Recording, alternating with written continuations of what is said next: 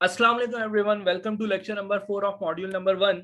आज के लेक्चर के अंदर हम HTML के कुछ बेसिक टैग्स का जिक्र करने वाले हैं, कुछ बेसिक टैग्स देखने वाले हैं।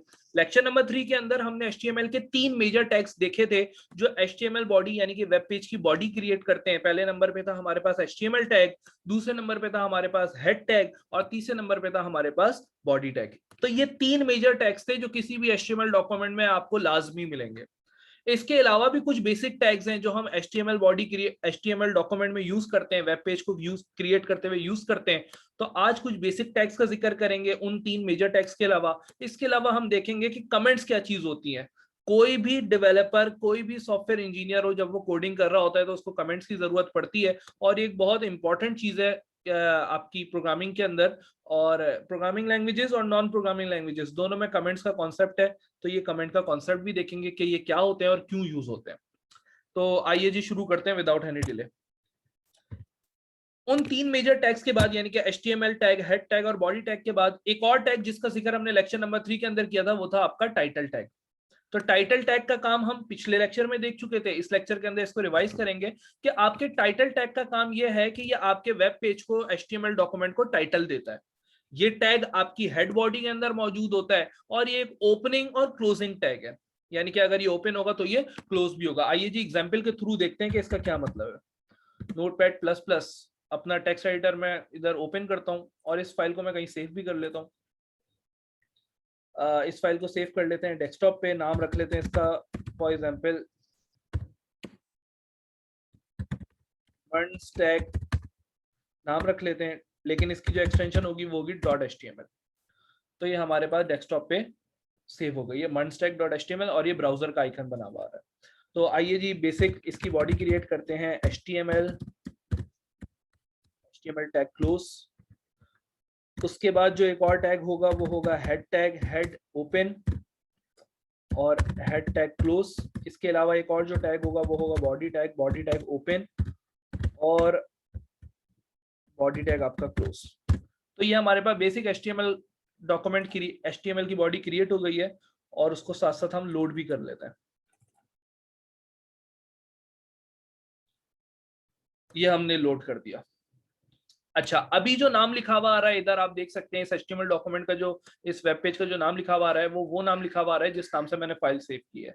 लेकिन टाइटल टैग से हम इस नाम को चेंज कर सकते हैं।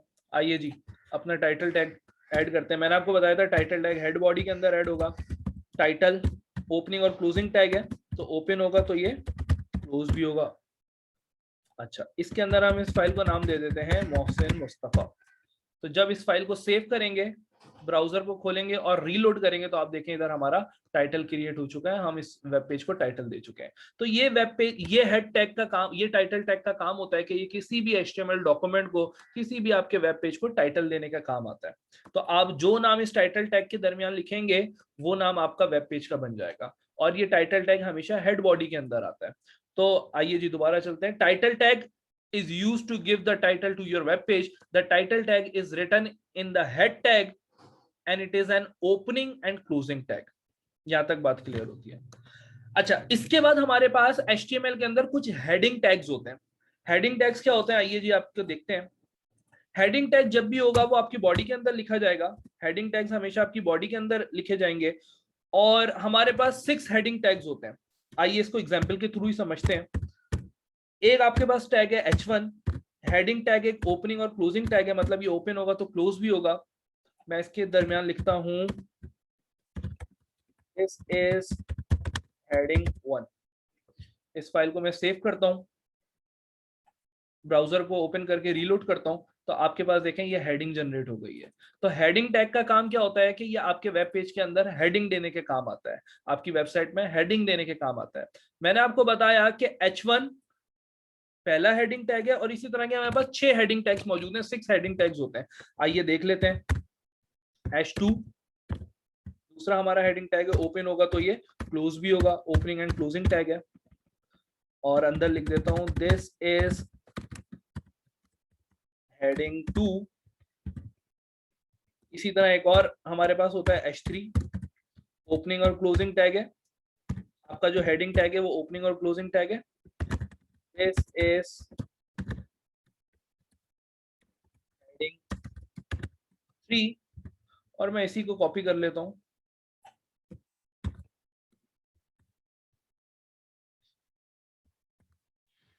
अच्छा जी,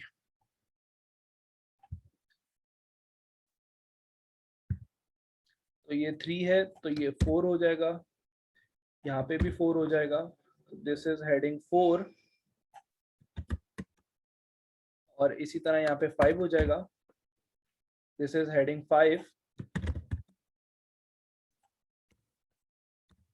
और उसके बाद एक और मैंने आपको कहा कि 6 हेडिंग टैग्स हम इस्तेमाल कर सकते हैं, H1 से लेकर H6 तक इसकी रेंज है।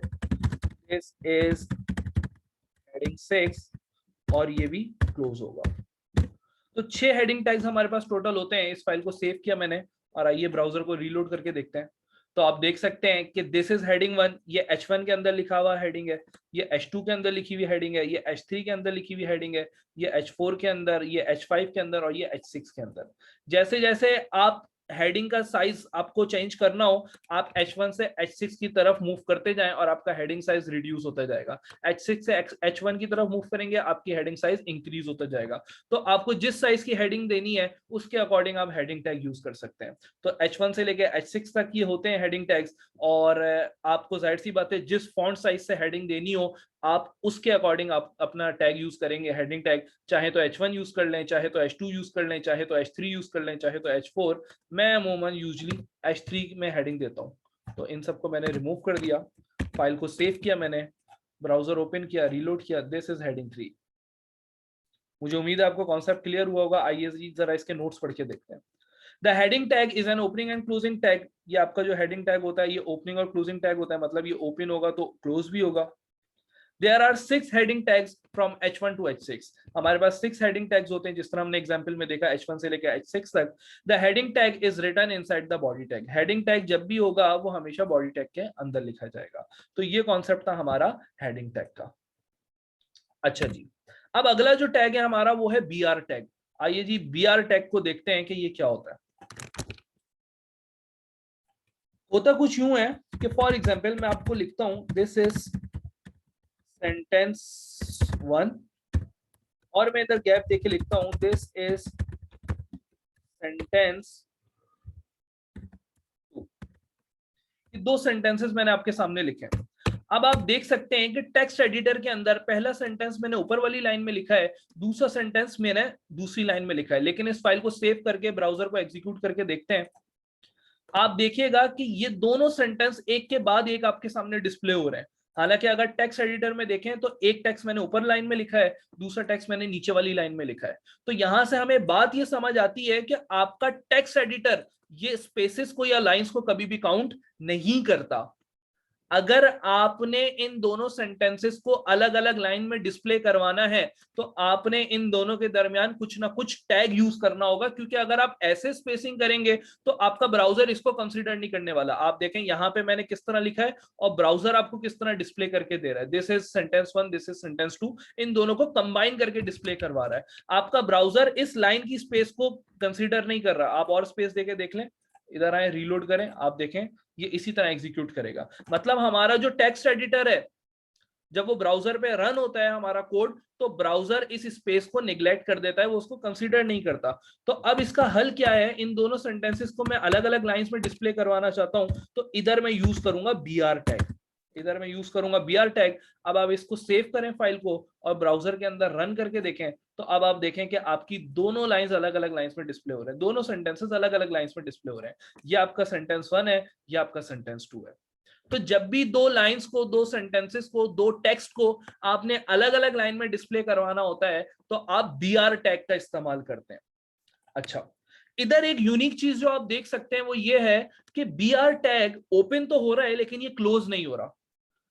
याद कीजिएगा कि लेक्चर नंबर 3 के अंदर मैंने आपको बताया था कि HTML के अंदर दो टाइप्स के टैग्स होते हैं।